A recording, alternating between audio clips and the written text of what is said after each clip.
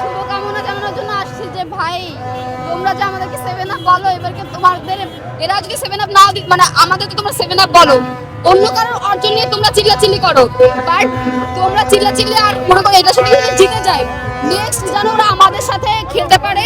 আমি চাই যে আর্জেন্টিনা ভার্সেস ব্রাজিল একটা খেলা হোক, ওদেরকে দেখাই দেয় যে আমরা 5 বারের চ্যাম্পিয়ন, শুধু মুখের চাপা না, আমরা কি করতে পারি বা আমরা কত ভালো খেলি এটা ওদেরকে দেখাতে হবে। জিতলেও কি হবে, আমরা তো বিশ্বের ভিতরে চ্যাম্পিয়ন, তাই না? আমাদের উপরে কেউ আছে, আমাদের উপরে কেউ আছে ব্রাজিলের উপরে, সেটা হোক বাবার আমলে, সেটা হোক চাচার আমলে, বাট আমরা তো সবার উপরে, তাই না? এটা তো মানতে হবে।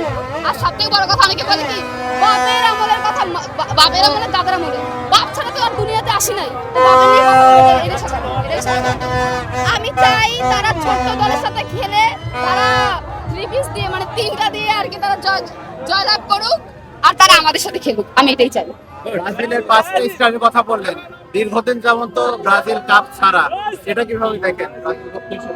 আসল কথা বলতে কি অনেকে কাজ করবে, দেখবেন কি অনেকে কিন্তু বলে যে আমি 5 বছর 10 বছর অনেক কাজ করব, পরে আমরা বসে বসে খাবো। তো আমাদের বাপ দাদারা করে গেছে, আমরা বসে বসে ওই লেভেলে আসুন, তারপর আমরা আরো ভালো খেলা দেখাবো, এটাই।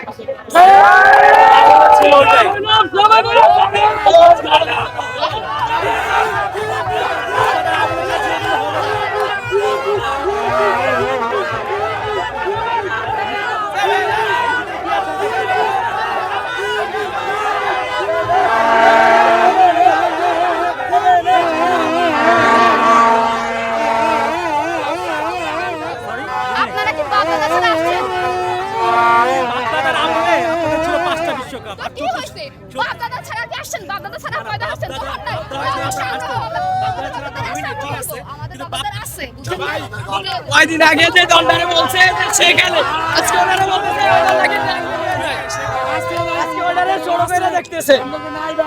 কয়দিন আগে শুনেন ওই যে আপনাদের করা আছে, কয়দিন আগে আপনারা বলছিলেন আপনি কি আপনার জন্মের আমলে কখনো কাপ নিতে দেখেছেন? আমি আমার জন্মের আমলে এই ছোট বাচ্চাটাও একটা কাপ দেখেছে, ছোট বাচ্চাটাও এই ছোট বাচ্চাটাও একটা কাপ নিতে দেখছে। আপনি দেখেন নাই? ছোট বাচ্চাদের আমি আমার দাদাকে দেখি নাই, দাদাকে দেখি নাই, অবশ্যই